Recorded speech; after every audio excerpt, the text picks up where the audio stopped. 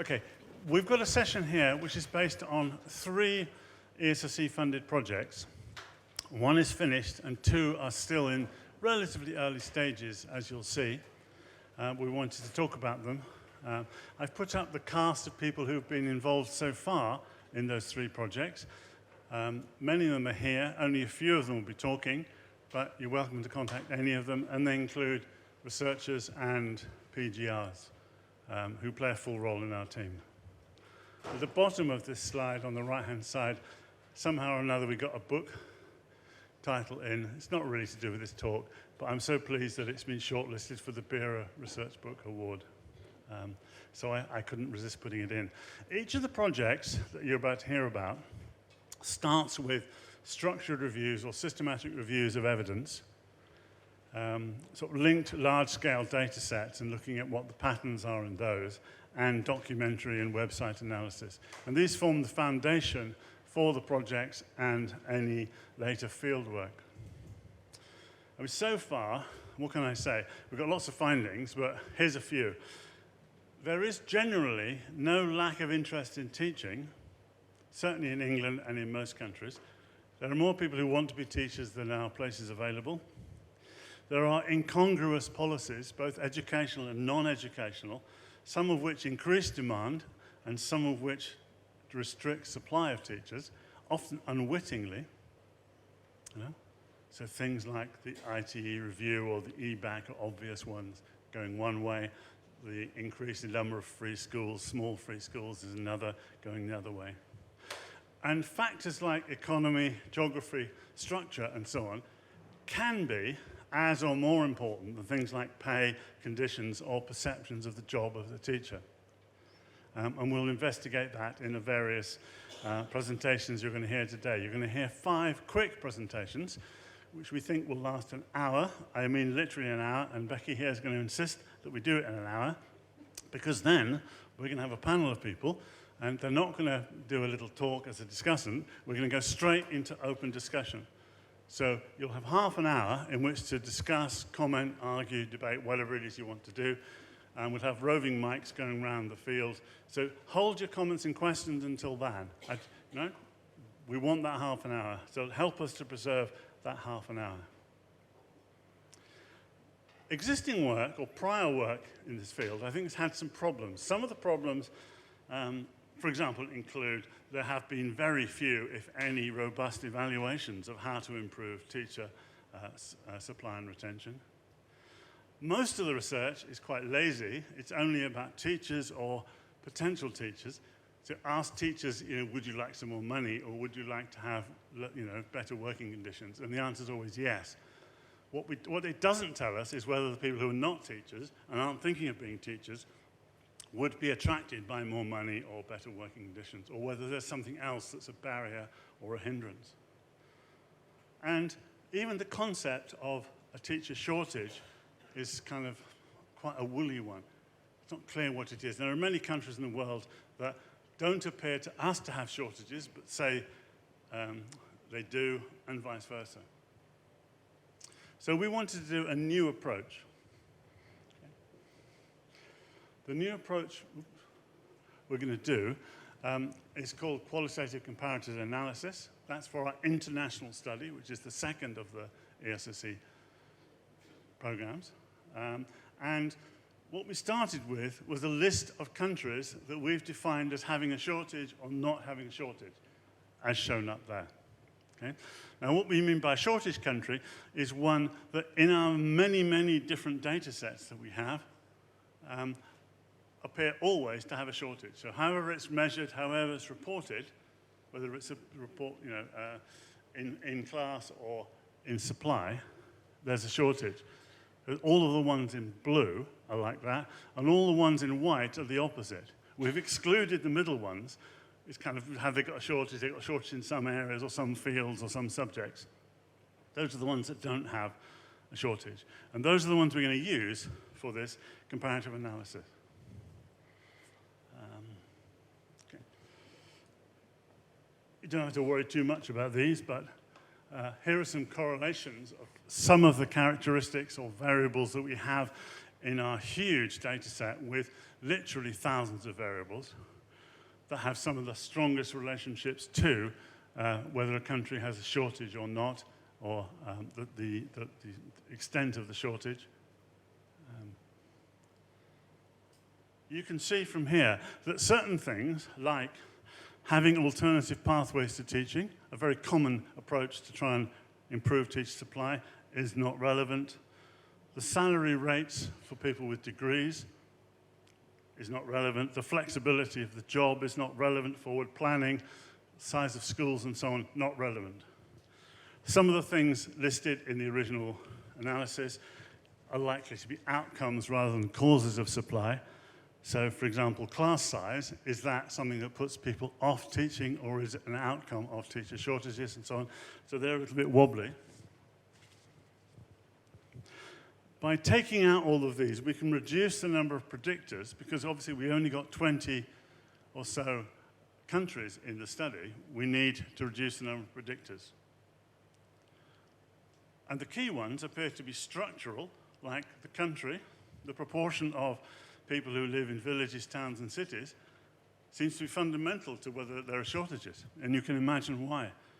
The level of unemployment of people with education degrees, the level of employment of people with non-vocational degrees. So I'm not talking about employment rates for medics or dentists or lawyers, but for people with humanities, artists, sports sciences. The higher the level of employment, the greater the chance of a shortage. And again, you can work out the mechanism. And then in education things itself, things like too much marking, length of statutory working hours and so on, come up again and again as things that are linked to a shortage. They may not be the causes, but those are things that are clearly linked. We ran, before the QCA, a regression analysis, partly to try and refine the list of potential predictors again, and that's a sort of summary of the results. You can see that with about, whatever it is, 16 variables, you can immediately predict all of the countries that are being shortage or not, obviously, because there's so many variables in comparison to the number of cases. So we need to cut some of those. But you look at the standardized residual, a lot of the important things are not to do with the classroom.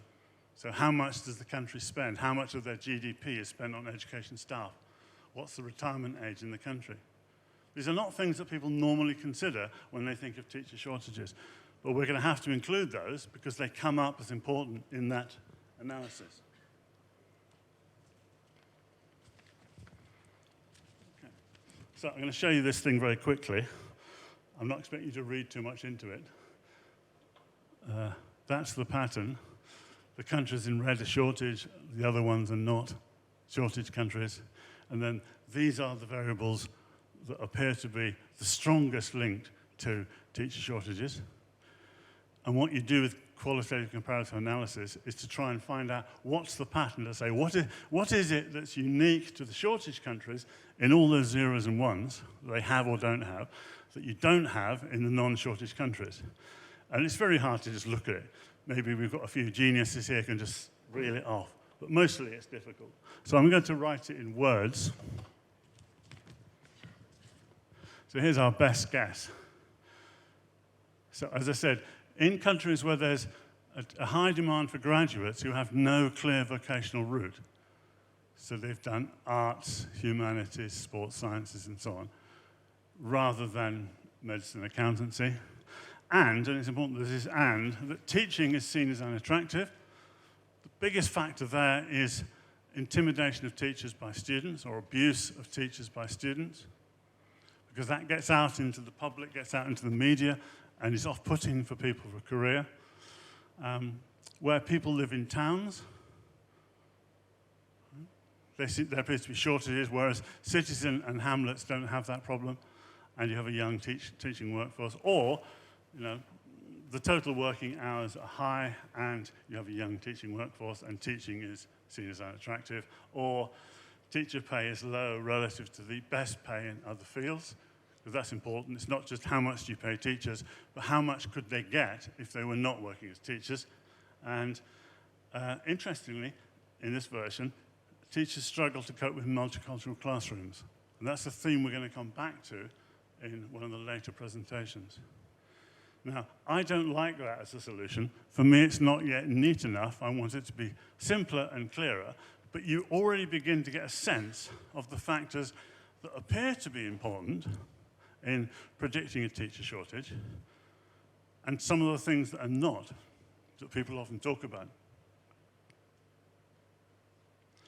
So what we're going to do now, this was a pilot version for this project, which only started relatively recently, is to work with a much larger number of countries, because we've expanded the data set, and go through the whole process again. We've learned quite a lot during the pilot, and we think we can come up with a fuller picture, but also a slightly simpler picture, using some kind of fuzzy QCA. But the implication so far is that the things you could do if you took this seriously at the moment is it's really important that we address the issue of abuse or intimidation of teachers by students. Surely that's something we'd want to do anyway. To emphasize that it's the total working hours, not the total contact hours, and then help with diverse classrooms, as I say, we'll come back to. I know you may have questions. I could have said a lot more. I could talk for hours, but I'm going to pass over to my colleague, Mark, who's going to carry on in a similar theme. Hi. So in the second part of the international study, we're going to be conducting a series of case studies where we look at individual countries in detail. And the primary aim is to develop our understanding of teacher supply issues. We're also going to try and build up a portfolio of the types of supply issues that countries have, the solutions that they've tested, and any evidence that they've got about whether it worked or not. So the main sort of thing we're looking for is that extra bit of rich description and contextual detail that the other analyses kind of abstract away from. So we're going to build up these portfolios using interviews with key stakeholders, so policymakers, teachers, ITE providers, that sort of people. We're going to look at existing international studies, so things like TALIS, Eurodice, government policy documents, and workforce statistics. We're purposely going to select a range of countries to kind of increase the variation of our sample. So we have a range of political setups, a range of contexts, and we're also going to have a range of different types of supply issue and different levels of supply issue. These countries in the bottom right, so England, Scotland, Wales, Northern Ireland, Finland, etc., are the ones that we've started working with and we've got consent from. So we're going to start with those countries and kind of expand from there. Today, though, I'm just going to be talking about the situation in Scotland and Wales, just to give you an idea of the sort of thing we're going to be looking at. So when we examine these two graphs here, the blue line, in case you can't read it, is the number of pupils in the state education system. The orange line is the number of teachers. So by coincidence, I think, unless there's some hidden reason, they both seem to follow a similar sort of pattern. So in the start of the last decade, the number of students in the education system was dropping, and then around the middle of the decade, the number of the population of students starts to increase. What's interesting is the number of teachers follows the same pattern, but with a slight delay. So 2 or 3, or in Wales's case, 5 or 6 years later. So as that happens, we get areas of oversupply, which is the area in 3A, where the teaching workforce is still high and it hasn't dropped yet, or undersupply, where the population rises, as in 3B, and the teaching workforce takes a while to respond. The other thing we noticed there is that, as Stephen mentioned, sometimes there are other educational policies that have an impact on teacher supply. So, for example, around 2017 to 2019, there was an ITE, a freeze in ITE numbers in Wales as they did wider reforms to the education system. And that's why the demand for teachers was rising, but the supply of the demand for teachers was rising, but the supply of teachers didn't respond until 5 or 6 years later. So in terms of what we learned from that graph then, we can see that there were contextual factors such as the size of the population, the impact of COVID, and other policies that impact upon the demand for teachers as well as the supply. And that's quite significant because most of the policies we've looked at or the studies we've read tend to always focus on how do we get more teachers, not the factors that lead to the demand increasing or decreasing. The other thing we've noticed, if we can go back, is actually at a certain point we've always had enough teachers. So getting teachers isn't the problem. The problem is timing. So it's been able to have our teachers at the point we need them. I'll talk about maybe how we could achieve that later on. In terms of things that aren't on the graph, with the few countries we've looked at so far, there seems to be a pattern of oversupply tends to be experienced at primary level, and undersupply tends to be experienced at secondary level, especially within the core subjects, so STEM and language subjects. Within Wales and Scotland, there's also genetic themes of the status of teaching is lowered over the last couple of decades. The salaries of teachers have declined relative to other professions, if not necessarily in absolute terms. And there are a lot more opportunities for graduates. So they can go off, especially they can travel to other countries, they can study elsewhere. So there's a lot more range of opportunities than they used to have. And there's some of the things that might be making the profession a bit less attractive. In terms of policies that have been used to address the oversupply and undersupply, there's a lot of similarities, but a few slightly subtle differences. So both countries have used planning and adjustment of ITE numbers to try and get more teachers. Scotland, however, has introduced something called the Teacher Induction Scheme, which basically guarantees every student, every IT student, a job the first year after they graduate. And that was their way of getting around the fact that people were leaving their qualification and then not going to a job for 3 or 4 years, or maybe longer. They were having to work as supply. Wales thought about that, but they went down a different route, and they basically made the qualification options a bit more flexible. So you could now pass your induction working part-time or working as a series of supply positions. They've also starting to employ external mentors, so people that are working 4 or 5 different supply jobs can have a fixed point where they get mentored for the entire period it takes them to qualify. In terms of shortages then, again, both countries use planning and ITE, both use financial incentives, and both have developed alternative routes, although there are slight differences in the routes they've developed. The only difference then is that Wales has been far more ready to adjust the qualifications that you need to become a teacher. For example, I think it recently dropped from needing a B and a C in English and maths down to a C, so they would get more teachers into the profession. In terms of the evidence of whether they've been effective, there's generally a lack of robust evidence on whether these policies have worked, in part because they tend to be introduced as a series of initiatives, so it's very hard to separate their effects. The ones in red, though, we have a little bit more of evidence than the others to determine that if they don't really work or they do. So the Teacher Induction Scheme, for example, I think was introduced in 2002, and they've got quite a lot of data now that basically says it doesn't work. What they've concluded is basically that, for one, it only puts the problem off for a year. So the year after people have their induction scheme, the rate of people that get a permanent position is, I think, 19%, whereas Wales, where they didn't do that, is at 50%. The other thing they've said is even people that go to a school, the school likes them and the school wants to keep them, they can't because the school's got obligations to employ the next cohort of students as they come through. So people are forced out even when they want to stay.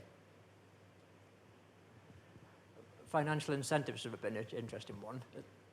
All the countries we've looked at tend to use financial incentives, but there's a lack of evidence to say if they have a long-term effect. So they can get people into the profession, but the evidence seems to suggest that as soon as the money stops coming in, people then start dropping out of teaching. So Wales has probably got a slightly superior policy, in my opinion, then, because they've got payments that extend until the end of the induction, whereas Scotland stops the second they finish their ITE course, so they're not actually obliged to go into teaching once they qualify. Sorry, yeah. The final one then is a solution that we kind of developed as a team, I think Beng Huat did, is if I can go all the way back to the first slide here. Most countries, when they plan, they look at data maybe 4 or 5 years in advance, but they only set their ITE targets for next year in advance. So if they knew here in 2012, say, that they were going to need teachers, they'd only up their target to try and get to here. What we're suggesting might work better is if they're looking at data that far in advance, if maybe they act a few years in advance and start to build up teachers before the event, and then when the demand comes, they're ready for it, rather than continuously chasing their tail for like the next 5 or 6 years before they can catch up with the point where the kind of equilibrium is reached. Oh, that's it for me then. Thank you. Yeah, I hope you can hear me from behind.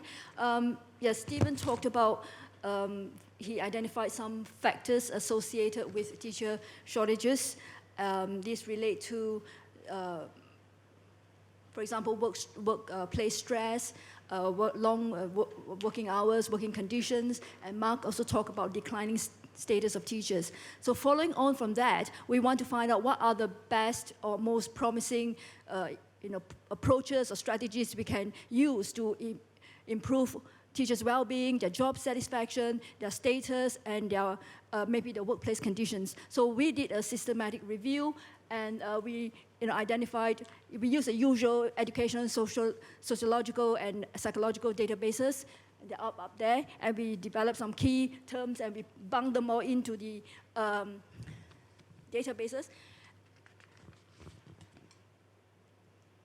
Yes, and so the first trawl, we identified laws, and then we just eyeball the relevant studies. We identified about 74,000, and then from there we sort of deleted those that are not relevant to the topic or not relevant to the research questions, or they're not addressing causal questions, like small case studies talking to a few individuals. They are not reliable evidence. So we deleted those, and we ended up with 77 studies where we look at in greater detail, we extracted the information, and then we did a quality assessment of each of the individual studies. Now, this is an important step, the quality appraisal, because that is how our review differs from previous reviews. Many reviews may have some kind of appraisal, quality appraisal, but if you look at it closely, they are about appraising the quality of the reporting rather than quality of evidence. And this is where I want to stress. Our review looks at the quality of evidence, and how do we appraise the quality of evidence? We use the sieve. I think many of you may be familiar with this. This is the sieve that's developed by Stephen Gorard. We call it the Gorard sieve.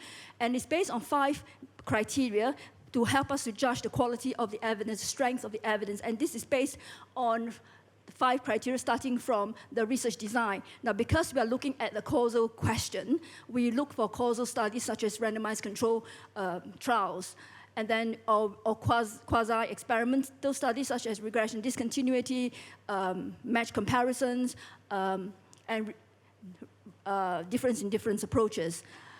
Now, the way you look at this, the way you read these sieve is you start from the top left-hand corner, and you move right, and then you move down. So the next criterion that determines the quality of the evidence is the size of the sample. If you're only talking about evidence from 2 individuals or 5 individuals or 2 schools, that is not going to be very representative. So even if you have a randomized control trial, and if it's only randomizing 2 schools, the chance that the 2 schools might differ in some unobservable ways is quite great. So we need big sample. Now, there is no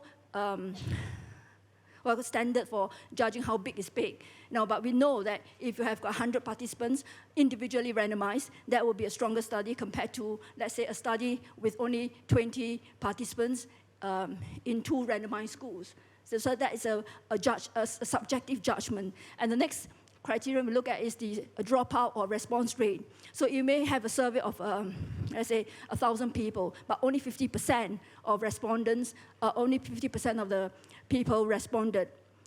Now, the people who don't respond, the people who drop out, are likely to be different. I mean, people assume that dropouts and non-response are random, but we found from experience that they are not. People who don't respond may be, not happy with their job, for example, or they didn't want to answer the questions because the survey was administered by, they were asked by the principal and they have something negative about the principal, so they don't respond. So we don't get this kind of feedback from those people who drop out. So that's important. So we drop a star for every one of these. If the sample is large, we keep at 4 stars. If the sample is small, we drop to 3 stars, 2 stars, and so on. I'm going to detail here because I'll be referring to the SIEF later on in my later presentation.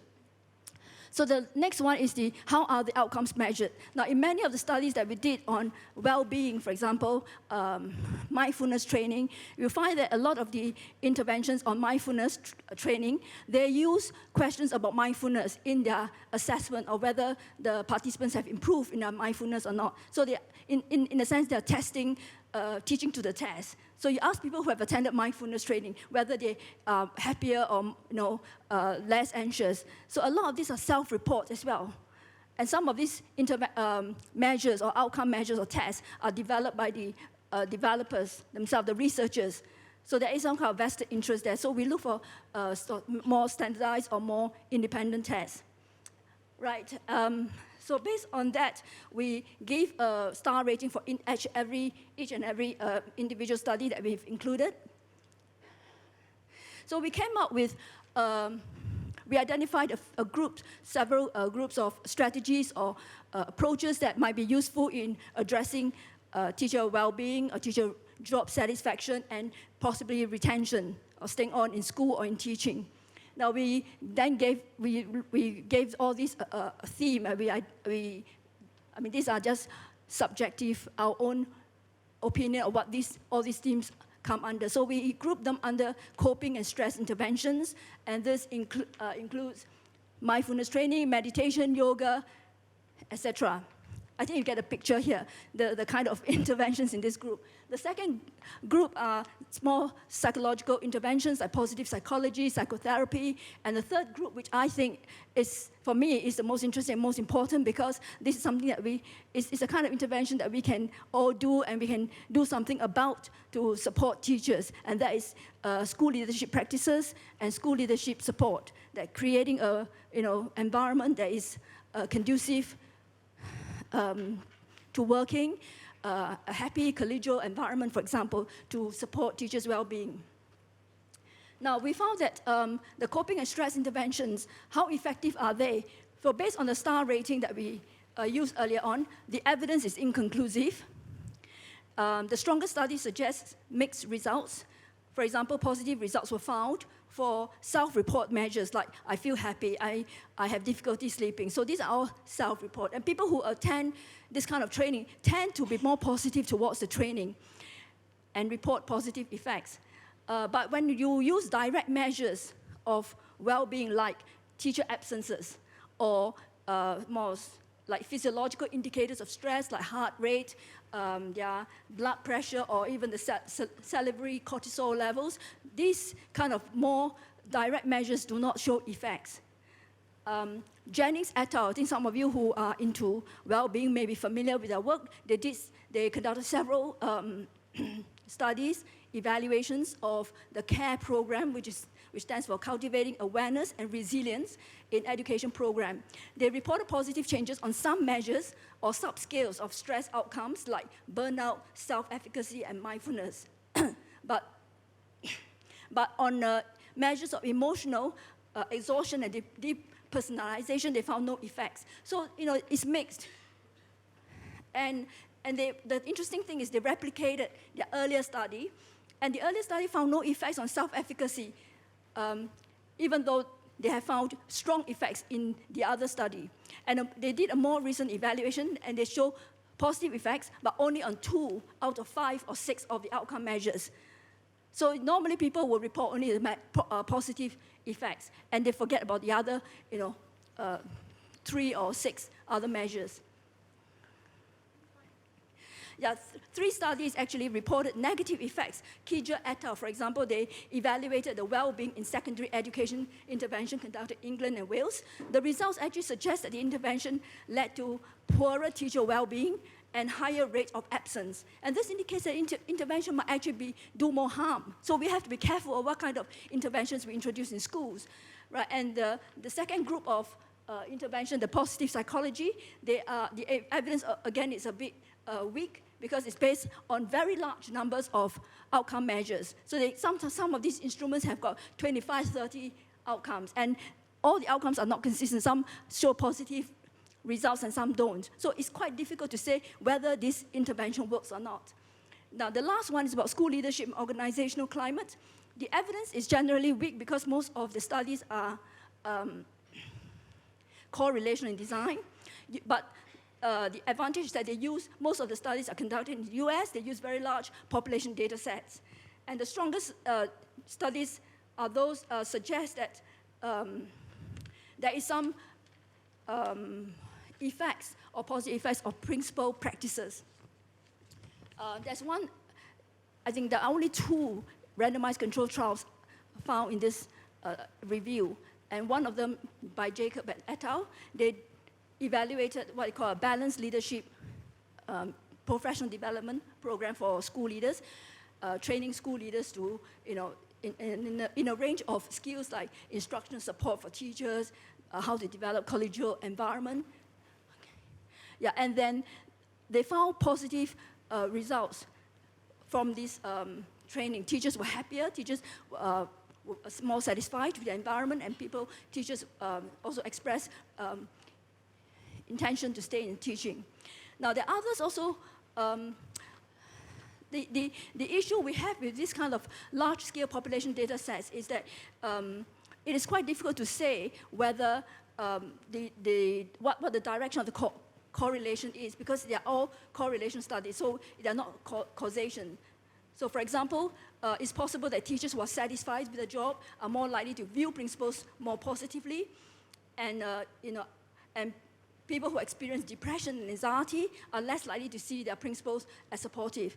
So we can't say which is the cause and which is the effect. Now, other people have also suggested that the importance of school climate and teacher job satisfaction. But the problem with this kind of study is the common source bias, because you ask teachers whether they're happy with their work environment and how likely they are to leave the school.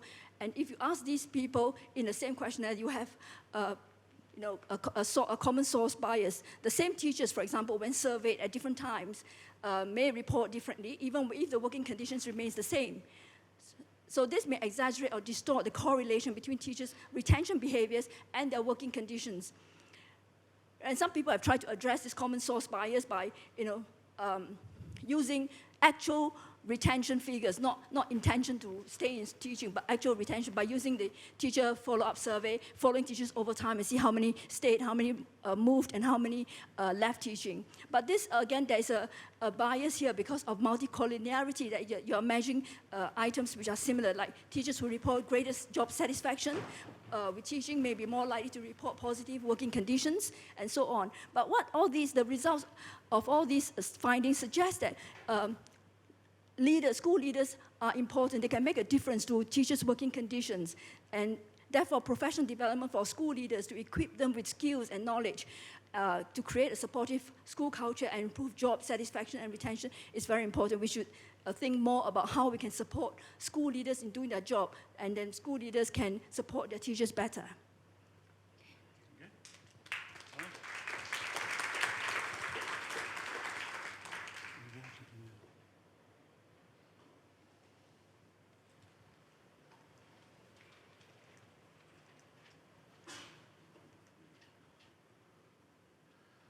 Okay, as you can see, Beng had a few more slides she could have discussed, but I think she'll save some time for later on.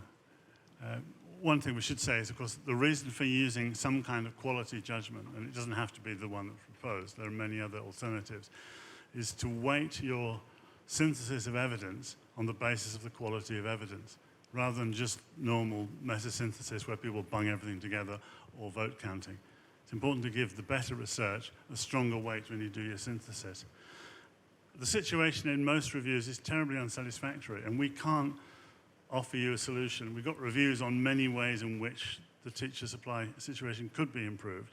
So please watch this space. But what we're going to do now is move to another slightly more specialist subset to ask a question that emerged from the previous studies, which is about to what extent the teaching workforce is fit for purpose in terms of the proportion of ethnic minority teachers there are there, particularly in relation to the proportion of ethnic minority students, and whether that makes any difference or what difference that makes.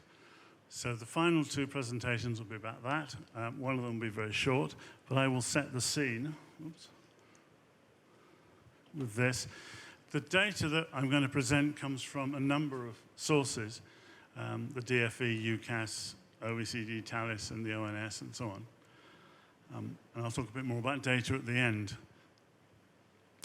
All the stuff I'm going to show you now is not individual data. This is sort of aggregate data for areas, towns, schools, whatever.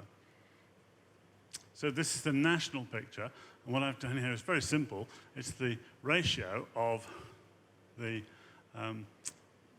number of teachers in each ethnic group, major ethnic group, and the number of students. So what you can see is that white British teachers are overrepresented.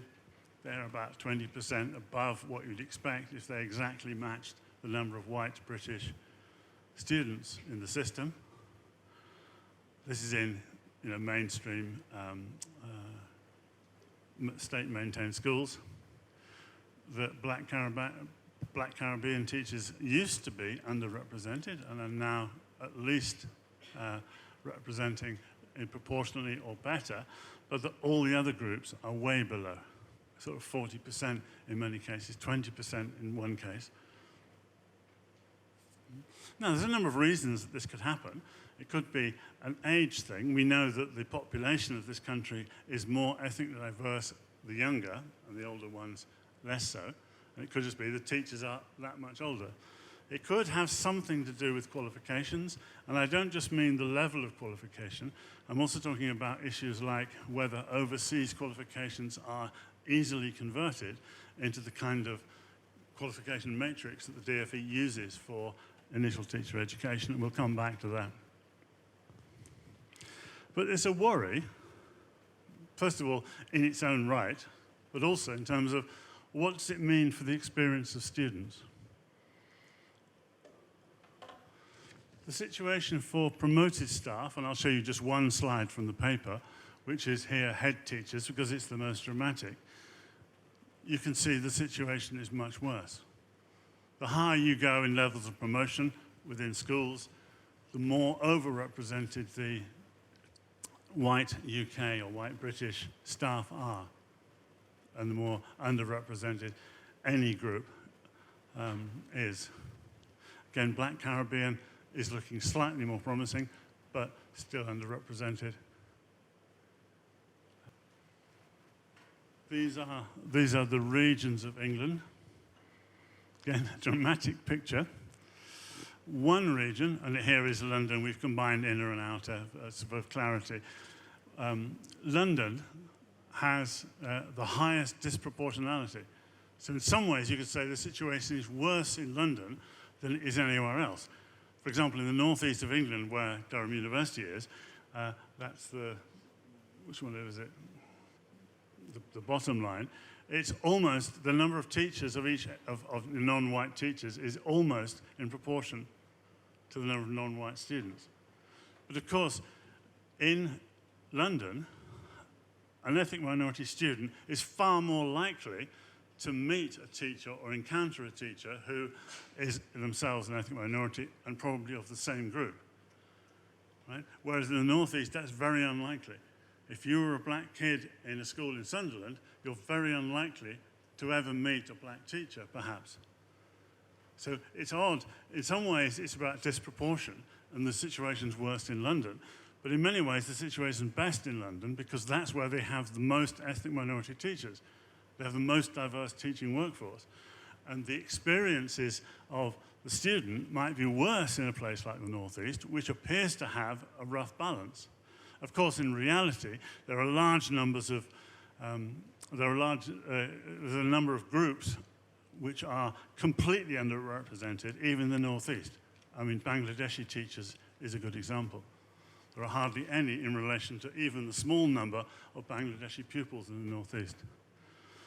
And I suppose I hadn't really thought about it that clearly beforehand, about what is it we're concerned about. Are we concerned about the disproportionality that we see in London, or are we concerned about the experiences of the students? And I think it's the second that's the issue, more than the first. I think London is just playing catch-up with its very volatile population. Now, this may not be a surprise to you, but for those of you who have anything to do with ITE, you should know this. But the proportion of acceptances, the acceptance rates to ITE vary enormously by ethnic origin of the applicant. And this goes some way to explaining the discrepancies we see in schools and in London and places like that. There's no obvious reason why it should be like this, why it is that white UK applicants are being accepted much higher. At every stage in the pipeline, up to gaining QTS and then a post in the school, the white UK students, applicants, candidates are doing better, and the ethnic minority groups are falling behind. Now, we're going to investigate that much further in the rest of our project. I haven't got an answer to you for you now, but I think there are some implications immediately. There's a clear problem with acceptance to ITE. It gets worse for QTS, as I said. Well, maybe what could happen is, if we haven't got, say, in the Northeast, enough students applying to be teachers or becoming teachers who are perhaps of, I don't know, Bangladeshi origin, who'd be happy to act as role models or whatever, mentors for Bangladeshi students if they were needed, then maybe what we need is to prepare the teachers better to handle diverse classrooms. Remember in the first presentation we saw that was one of the issues internationally that teachers were reporting in relation to teacher shortages. Now, internationally, the situation for England in terms of their reported preparedness for teaching in diverse or multicultural settings is not that bad. If you see it as a league table, we come, whatever it is, 10th out of 30. But actually, far less than half of the new teachers are saying they feel content to teach in a diverse or multicultural classroom. Now, surely that's something we can do. Forget about population figures. That's something that can be remedied almost immediately, or we can try to do that. But from my own knowledge of some ITE programs in 4 different institutions, this is not really something that comes up very well. It's something that's a kind of a blind spot. I don't know why, but it doesn't have to be like that. So the implications I'd suggest from what we've done so far, sorry, I'll wait for a minute, is we could prepare ITE students better for the kind of world they're going to be in, because some of them are frankly nervous, and have Ofsted to look at things like IT acceptance rates, and at least ask institutions for explanations as to why there's such big differences. Because in some individual institutions, the differences are enormous. They're better in others. And also about the promotion issue. Why is it that the non-white teachers are having much less chance of promotion? Again, there could be good explanations, but surely we should know what they are. I think Ofsted should ask them. Why does it matter? Why does the proportional match matter? Maybe it doesn't. And we had an article in The Guardian last week that presented some of these findings, and some of the comments that came back, both from that and the BBC coverage, was things like, well, surely you just want good teachers. You want people who are keen and sympathetic and enthusiastic, and what their ethnicity is doesn't matter. And you can see there's an argument there. You can see there's a kind of common sense logic to it. But the evidence, this is not our evidence, this is other evidence, mostly from the US, show that there is a clear link between the match of the teacher and the student and the chances of the student or the child enjoying school being suspended or excluded from school, being punished in particular ways, being recorded as having a special educational need, being on a gifted program, being absent from school, dropping out, or being reported for bad behaviour. In general, all of those outcomes are better where there's a match and worse when there isn't. It's not a huge difference, but it is consistent over time and studies. So this thing obviously does matter, and it was a relatively cheap way of improving all of those indicators that we as educators might be concerned about, simply by improving the match between some of the teachers and some of the students. Because for me, it's all goes without saying. However, and this is a big however, a lot of the people who commented on the Guardian piece were suggesting that we were saying that students would have better attainment outcomes as a result of the match. And we're not saying that. The international evidence so far from our reviews is that it's not at all clear. There are a few studies that say people improve if they have the same ethnicity teacher, and there are many other studies that say either we can't tell or it doesn't. We've just started this strand of the work, and I'm showing you the results from one regression analysis, which is at school level. So this is not matching the teacher and the student, this is matching the ethnicity composition of the school and the ethnic composition of the teachers in each school. So it's not ideal. But those are the factors that appear to be related to the outcome of students at Key Stage 4. Key Stage 2 points, prior attainment, obviously the most important thing. There are some differences by ethnicity, but they're quite small. If you look at the coefficients, these are tiny things. But the match between the teachers and the students, which was put in, and even the proportion of ethnic minority teachers, was dropped out of the model. They make no difference to the prediction. So as far as you could say, if you accept this data, is that it doesn't look as though it makes a huge difference to pupils' attainment. But what we've now got access to is the school workforce census linked to the National Pupil Data Set at individual level. So for the next year or so, that's what we're going to be working on. Can we find better evidence either way, whether it's that there is or there isn't, as here, a link? So watch this space as well. Okay.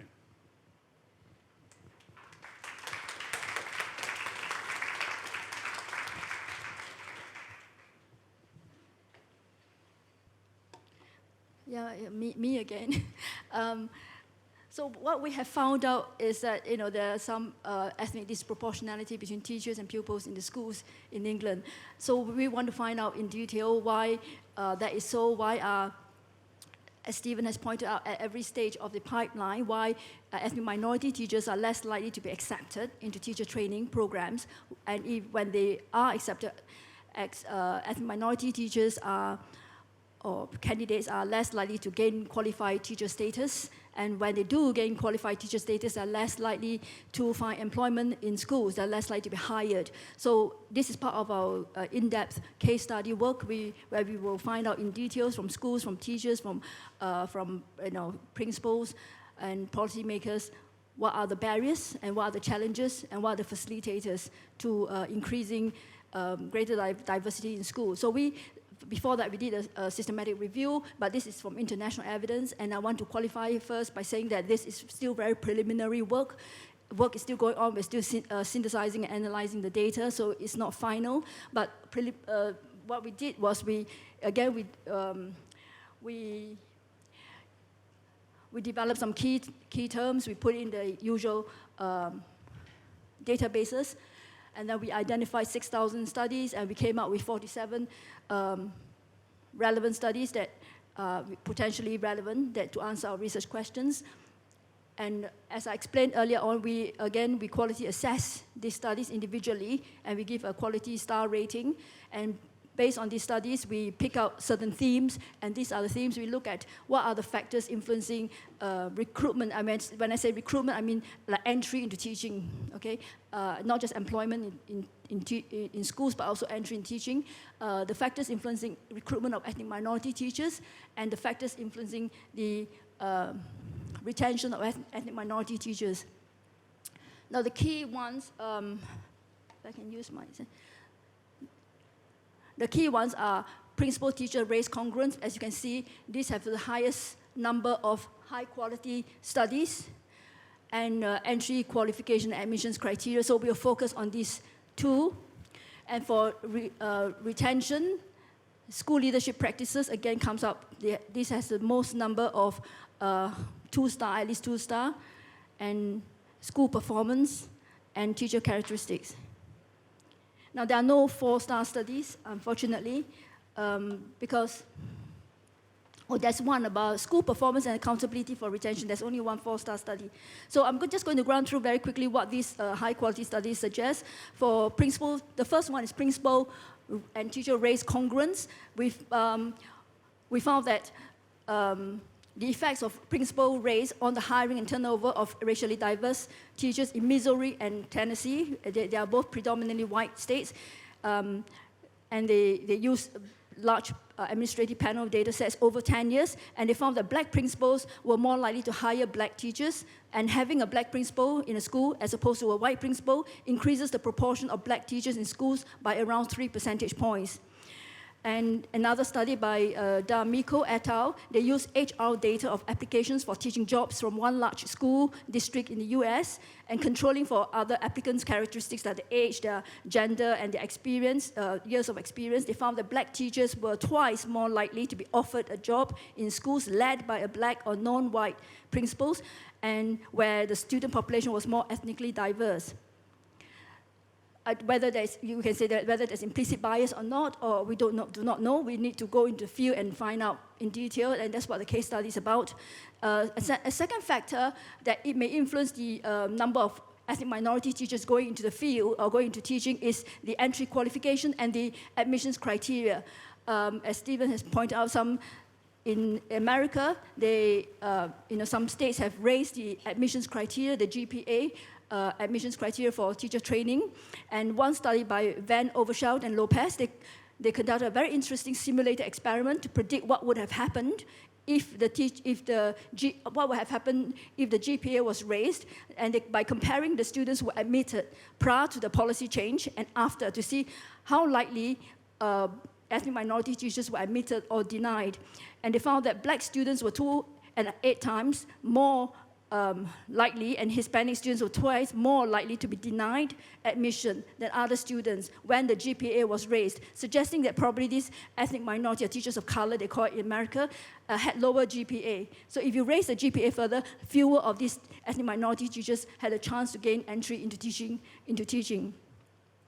In another study, Shah et al. Compared the passing rate of black, Hispanics, and white teachers in the Praxis Chemistry Assessment, which is a test requirement to teach chemistry.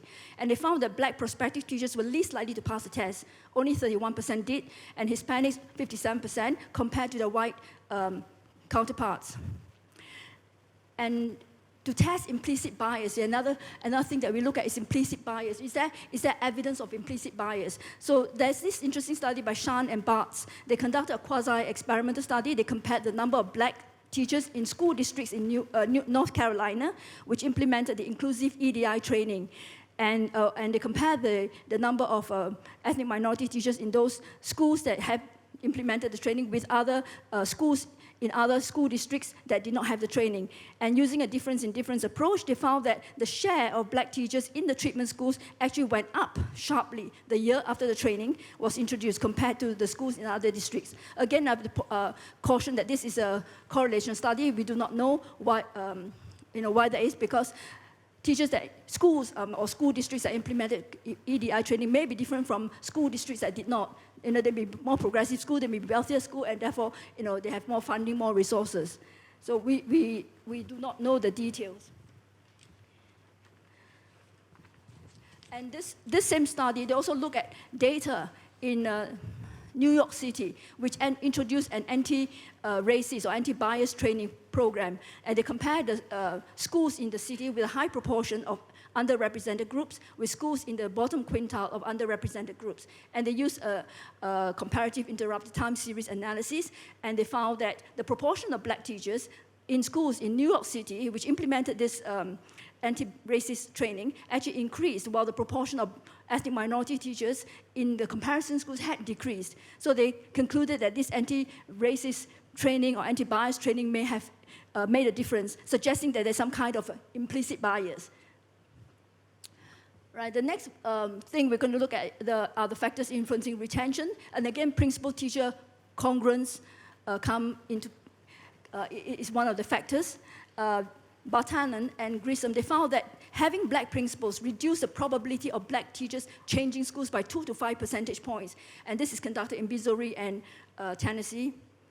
And another study found that white teachers were more likely to change schools when working with a minority principal, while minority teachers were half as likely as white teachers to change schools when working with a minority principal. That's interesting. And the other factor that may have an impact on retention of ethnic minority teachers is the school leadership practice and leadership support.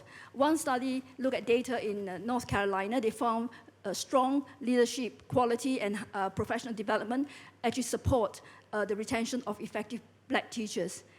And the other factor is school performance and accountability. We often think of school accountability as something that puts teachers off and causes attrition of teachers. But this study is interesting. They found that black teachers who were held accountable for the performance of black students were less likely to leave school than black teachers in schools that were not held accountable for black students' performance. And what they did was they took advantage of the No Child Policy Act, which where teachers were held accountable for performance of students if the number of students to look after was 40 and above.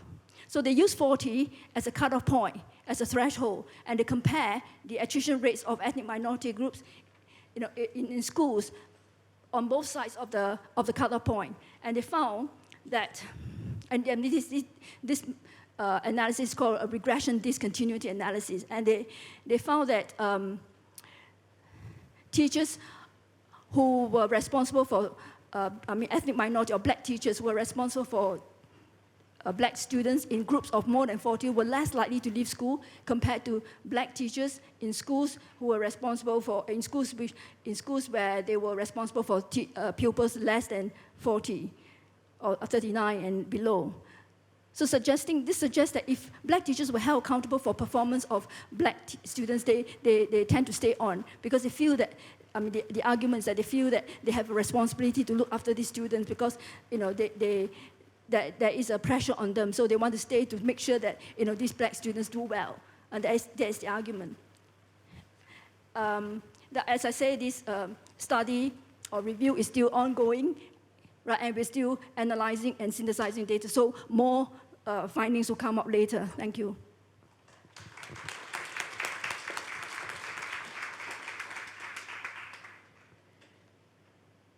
Okay, we're almost perfectly to time, thanks to Becky's subtle management. What we're going to do now is have half an hour, I think we have half an hour left, for discussions and comments. So we're not going to do the usual thing of any discussants.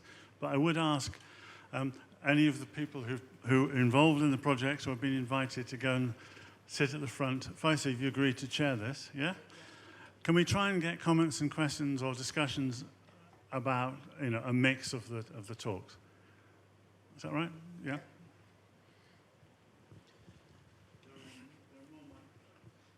Is it? Okay. Thank you very much.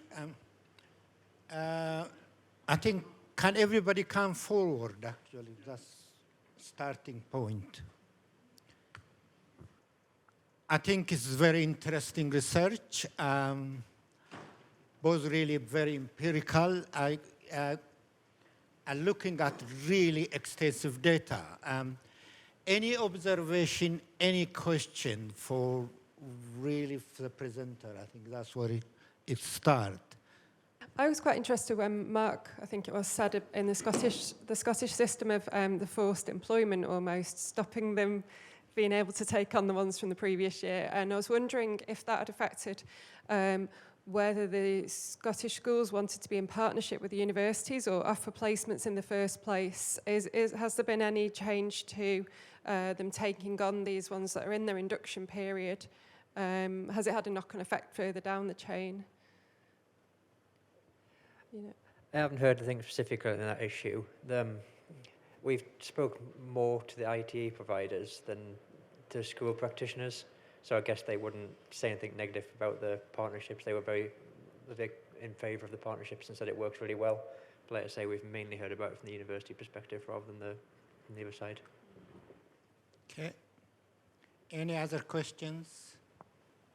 Thank you. My interest is teacher retention, and it's quite a general question, so apologies for this. But I was wondering, when you're talking about teacher supply, what you see as the interconnections, the relationship, and perhaps even the relative importance of recruitment and retention. So the relationship between recruitment and retention when we're talking about the supply of teachers. Thank you. Can I take that one? Yeah. I was surprised at this because I always thought most countries had a problem with retention, but I think it might vary quite a lot depending on the context.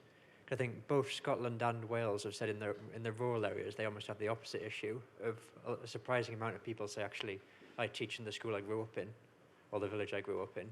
And so it's mainly towns where it tends to be an issue with retention, but there's also the good side of turnover is that get a lot more teachers in, a lot more like churn, as they call it. Okay, thank you. I can add to that, if you like. I think it's an interesting question because supply tends to be used now to cover both recruitment and retention. Hi, I'm Tanya, by the way. Good to see you all. And I think when we've looked at retention specifically in international settings, but if we just focus on the UK as a starting point, in Ireland, there appears to be, according to their government, there are no issues with retention.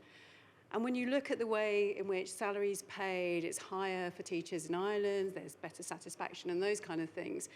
So I think it is very variable in terms of interpretation of keywords. I know it sounds like semantics, but it's actually really important. I know with the ESRC bid, when the call came out, they were using supply as a word alongside retention and recruitment. And so I think that adds to that kind of confusion, which is where I think your question was coming from, wasn't it? You know, what do we mean by teacher supply? I chair the APPG for the teaching profession, Teacher Supply SIG, and colleagues here and other colleagues I can see in the audience are part of that. And we called it teacher supply because we wanted to incorporate the broader sense of what is it that causes teacher shortages, and that includes teacher retention as well, not just recruitment too. Can I just add a bit from the field, actually? I think Ben has actually raised about the American experience. The experience we have, certainly at school level, is if you really have a very strong leaders who are really very committed in diversity and equality, all recruitment retention issue can be really sorted out. These are issues we have really in England. I think we need to really think about how we can change our leaderships, really, both at national level and at school level. A school which have very strong leadership, even maths, I could say, academy maths, who have really thinking in that angle, they don't really have recruitment retention problem. They really manage really very, very well internally. So I think it actually supports the American experience, which Ben actually raising. My follows on in terms of retention as well. I was interested in the figure where you said that teacher supply is more apparent where the workforce is young. And I just wonder if that is yet more evidence, or your thoughts around looking after the older, possibly more less visible teachers that we've perhaps got, that you know, we look after and we value experience, and we don't let that seep from the system for a whole range of reasons around family, menopause, things of issues around that. Should we be, your thoughts are appreciated.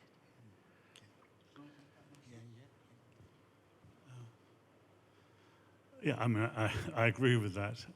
I think that teacher recruitment, let's go back to the point there, has more media attention and therefore often gets more political attention. Whether that actually results in meaningful policy changes is another matter. But in terms of flutter, there's more flutter about teacher supply and teacher targets and shortages and so on than there is about retention, which is largely about working conditions. So I would welcome a greater emphasis on what we do to retain. And I think the evidence that you mentioned is perhaps evidence of that. But of course, it's sometimes to do with things like retirement ages. You know, if you have a younger retirement age, there are situations where some people are retiring at the age of 50. And if they've got their full pension or whatever in some countries, do we ask them to carry on teaching? I'm not sure. So there are a whole range of personal and idiosyncratic factors involved in retention, aren't there? So I suppose for me, I can imagine an easier solution to problems of teacher recruitment. I think it's possible for joined-up government to sort it out and get it right. I mean, pretty much so, and not have the kind of delays that Mark was talking about. With retention, I'm not sure you're ever going to solve that entirely, because a lot of the reasons why people leave are perhaps nothing to do with the profession, or apparently nothing to do with the profession. Do you think that's right? I think there are reasons. Again, I think it goes back to leadership and empathetic cultures and conversations, and possibly making working lives more attractive and manageable for people sometimes. I think you're right that there's always going to be idiosyncratic reasons why people leave, but equally I think as a profession we can be more empathetic sometimes. I think that, you know, there's evidence around gendered ageism, for example, around teaching profession that we perhaps need to have a look at as well. Okay. Gemma.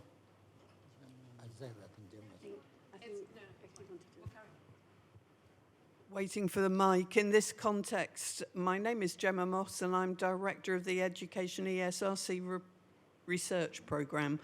My question is actually about methods.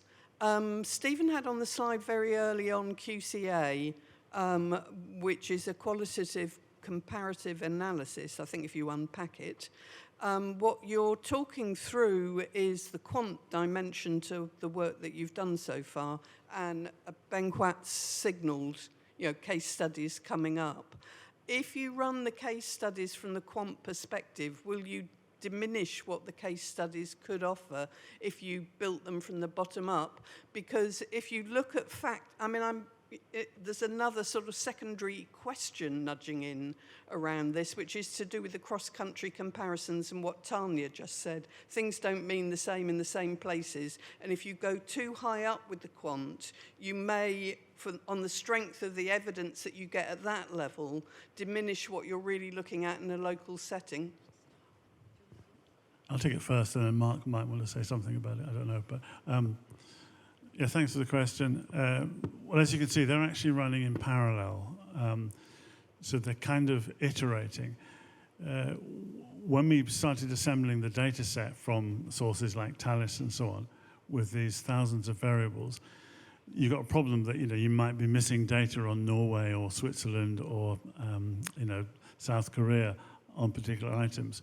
So we thought we'd pick our 10-ish, it could be 12, case studies on a mixture of strategic issues where countries where we knew there was and wasn't a shortage before doing the QCA, and ones where we hoped by interviews and further discussion with governments and so on to fill in gaps in the data. So the case studies are kind of strategically chosen. They're not top down or bottom up in that sense. They were chosen for a rather different reason. I hope that makes sense. Mark, did you want to say anything? I'm going to return to the semantic point again. I wonder about the way that we talk about the teacher supply and teacher shortage issue in this country, because I'm currently working on a comparison of here and Australia. In Australia, problems with teacher supply are generally constructed as a teacher shortage. If you look at the word shortage, generally that's associated with things like a shortage of an essential resource like water or fuel, Whereas here, when we're reporting teacher supply issues in the media, and in government policy as well, it tends to avoid that word shortage, and it tends to instead use words like retention and recruitment, which to me are like skipping, that they're going straight to the resolution to the problem rather than looking at the problem itself. I wonder if there is something about the way that we at first conceptualize the problem that tells us about the way that our countries kind of conceptualize the importance of the teaching profession. Because it seems to me in this Australian context, when they're using the term shortage, it's saying this is a really valuable resource that we need to have. Whereas here, the use of recruitment and retention is more like, well, we need to replace these teachers. We need to get them. We can get them from somewhere. And I don't know, realise that's not a question, but I just wonder what your response to that is. I couldn't agree more. I think we've had a total marketisation, commodification of teaching and teachers within the UK, particularly though within England. And we know that our policy is Whitehall-centric, England-focused, and the way in which England has had to respond to things like the initial teacher training market review. Even the term market review suggests commodification of our teaching workforce. So you're right. I mean, I've done some work with Victoria, Melbourne, around that area, and they've been trying to understand both recruitment and retention to explore why teachers aren't going into teaching and why they're not staying in the numbers that they need to. They're looking at the issue before they're trying to find the solution. When Rowena, Patty and I edited the teacher retention and recruitment book, which colleagues here have all contributed to, I think that came out in 21, was it, 22? I started writing more about teacher status and the commodification, teacher as commodity or teacher as professional, teaching, because two different things really, as commodity or profession. Because it was clear to me that internationally we were treating teachers differently depending on the agencies that controlled access to teaching. And I think it's those agencies that are responsible for either diminishing the value of teachers and teaching or not. We had a perfect storm during the pandemic internationally to value our teachers and teaching as a profession. I think parents having to educate their own children at home with support from online and remote or access if their children were still going into school became quite challenging. And it presented a real opportunity for the media to represent teachers and teaching differently. It didn't happen. So we missed it. But it's not everywhere. It's in specific countries because of those agencies that control it. Sorry, Becky. No, I just want to say I completely agree, and I think it's a really interesting point. And often what the recruitment and retention sort of discourses do is make this about just numbers of people and how many can we get in, how many are going. And it kind of loses some of the wider conversations around value, status, but also the context and landscapes that we're asking people to come into or leave. And I think that losing that can be really challenging, which is hopefully what we're trying to address through some of the work here. Yeah, when we started this second project, one of the things we were most curious about was how it was or why it was that there were countries that had numeric data that suggested that they might have a shortage, but they didn't say they had a shortage. Singapore being an example, where there are fewer teachers per student than there are in England or Norway or somewhere, where they say there is a shortage. And so, in a sense, part of the reason for having a 3-year study is to get to grips with some of those issues that were raised in the comment as to what do we mean by a shortage. And Mark's written a chapter, which is hopefully coming out soon, about what we mean by, we include a section on what we mean by a shortage and what the different kinds of shortages are. Okay. Thank you very much. Really, really enjoy that. My name is Ciara. I'm from Ireland. And I'm working in the area of continuing professional development for teachers. So I work with teachers who have been seconded from the classroom to work with us. And just listening to all of you, what really strikes me as coming out very strongly is this whole idea of career anchors, the reasons why people are motivated to join a career or indeed stay in a career. And the teachers who came to us, They cited reasons such as, you know, lack of autonomy in schools, sheltered institutions, joining teaching thinking it was going to be different to what it is. Compliance and accountability structures getting in the way of pedagogical manoeuvre in the classroom, that kind of thing. So slightly disappointed with the way it's all played out. And when they come into teacher education, to where we are, they're finding that the anchors that are not satisfied at school are satisfied when they work as teacher educators, in that they have more autonomy, they have more access to research, they have more access to professional development, they get to have these reflective conversations. And as a result, they don't want to go back to teaching as a career. They consider going back, being the operative word, to teaching as almost being a regressive career step, not because they don't like teaching, but because of the conditions that they didn't get to enjoy in the classroom, that they are getting to enjoy as teacher educators. And one of the questions I have out of this is, and I didn't see it appearing here, and if it did, I apologies. What they all mentioned was, in my research, was the lack of career trajectories in teaching, that it was a relatively flat career unless you wanted to be ahead. And not everybody wants to be ahead.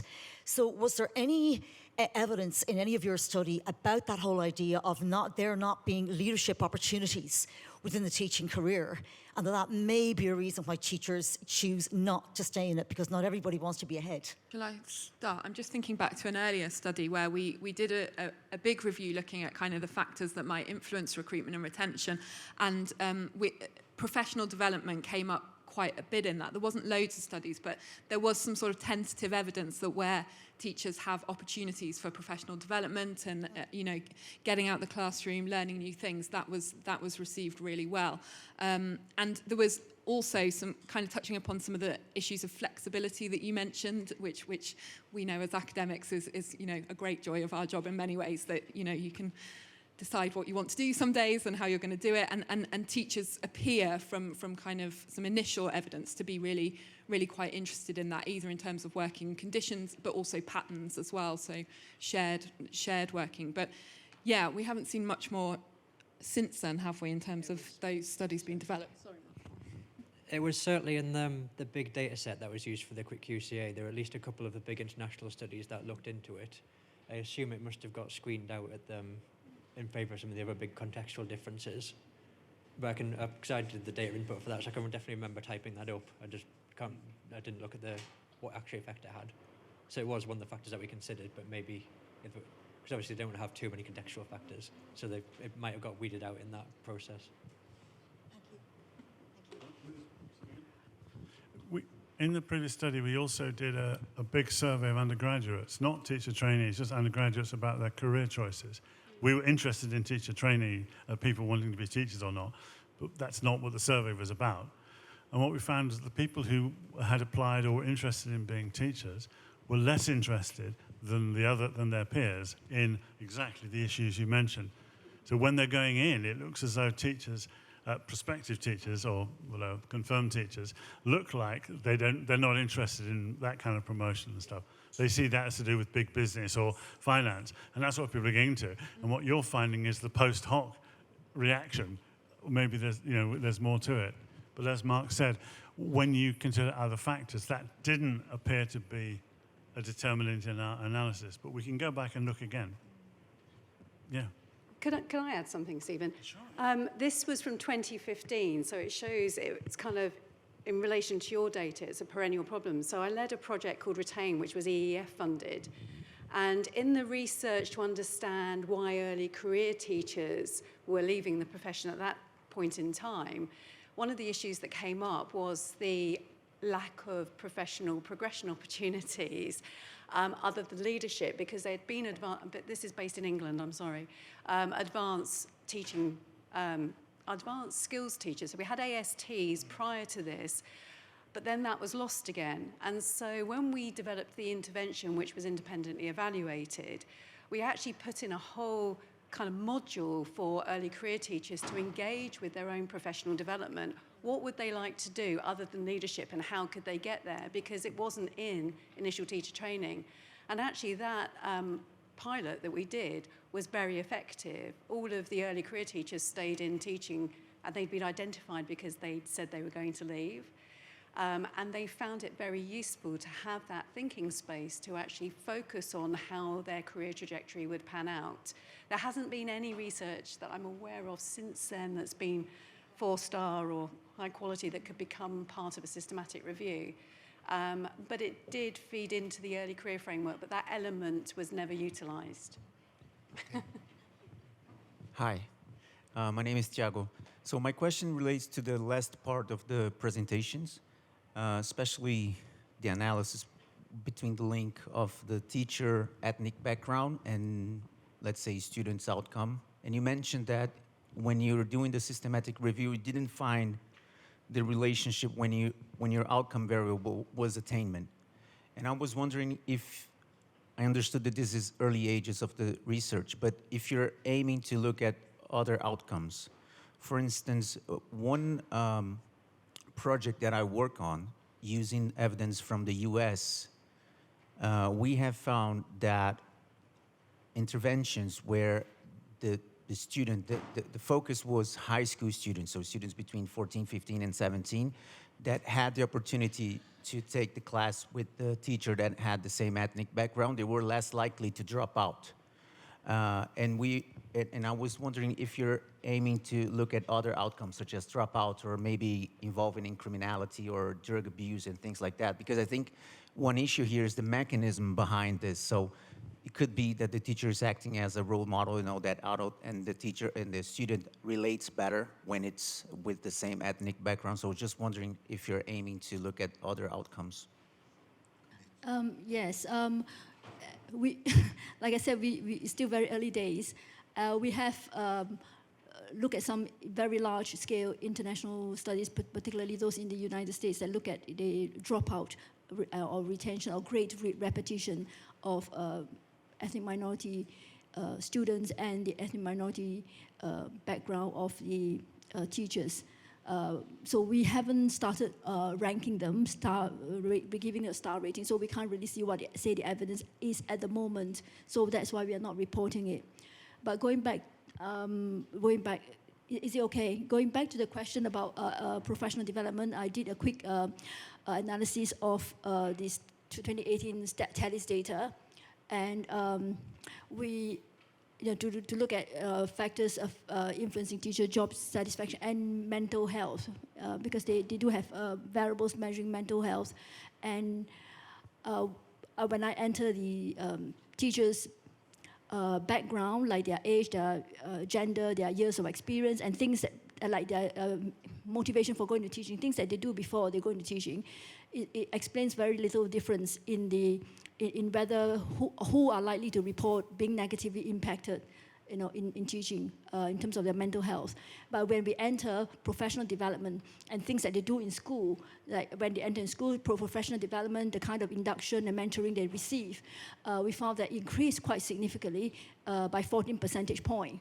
So we were able to predict more accurately who are likely to be negatively impacted in teaching in terms of the mental health. And then we look at also, when we enter working conditions, working hours, it explains only 1 percentage point more. So suggesting that professional development of teachers does help in supporting mental health. And I was going to show you the slides about what school leaders can do, and there's a list of what effective school leaders, or what are the qualities of effective school leaders in supporting teachers' mental health, their job satisfaction, and retention. And one of these things is giving opportunities for professional development, supporting their career trajectories, giving them chances for leadership roles, for example. And these do come up in our review. Yeah, in this phase, we're looking at secondary data. So we rely on what data has already been collected. So we can look at things like whether students of different ethnicities progress to the next stage of education, their qualifications, their absence and exclusions, we've got data on. And we can look at also things like the turnover of teachers, depending on the composition of the school they're in. So we will have a number of outcomes. But then we have a national survey of teachers and case studies, which we're going to use to look at more in depth some of the queries you had. We're running out of time, what I would suggest is, if we could do it, maybe with more than one mic, could we harvest all the questions that are outstanding? Yeah, just so at least we hear your voice and know what you're talking about. I have the mic, so I'll go first on, and I'll be yeah. quick. Jenny Gore from University of Newcastle in Australia. My question really is the role of professional development in addressing the question of the teacher shortage. In the systematic review, it seemed you focused on the first three areas. One of the major outcomes seems to be the importance of supporting and developing principals and school leaders, but I didn't hear enough or as much as I would have liked to hear about the role of professional development, not the mindfulness and psychological stuff, but the stuff that's focused on teaching and learning. Hi, so it's a couple of comments rather than a question, and one is linked to the ethnic representation in schools, and actually to sort of urge if there's a way to look at governing bodies and the makeup of ITE interviewers, because having had the privilege of supervising some master's students looking at exactly this issue, they talked a lot about unconscious bias and the sort of small comments that came out that were perhaps hidden from big data, but certainly the sort of feeling of being on the outside when governing bodies were exclusively white was a big issue for them. Can I just add something also? Our research actually raised a question, doesn't really answer everything yet. We're really continuing doing. Particularly if you look at disproportionality, which Stephen actually nicely presented, it really raised a lot of questions. Why white British and black Caribbean as a top in terms of ratio? There are maybe other reasons there, I think, which you really further study. Could be language factor.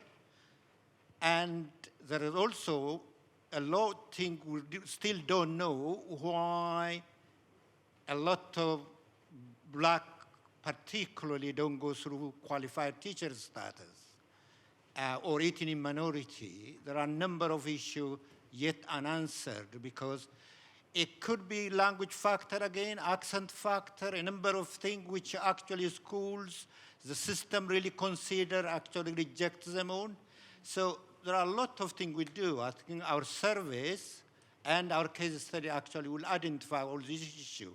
My general view is in a school where you have strong leadership, really very committed leadership, not sake of really being a head teacher, you will solve a lot of this problem in terms of recruitment and retention. Is also possible really to challenge the national system. That's really the way it is. But it's a starting, we're starting the research. Hopefully, we'll have also a national conference on it, I think, at one point. We're expecting you to lead it, yes. To hold it. Okay, we got like 1 minute to go. I think we'll call it a day. We're all staying for the whole conference.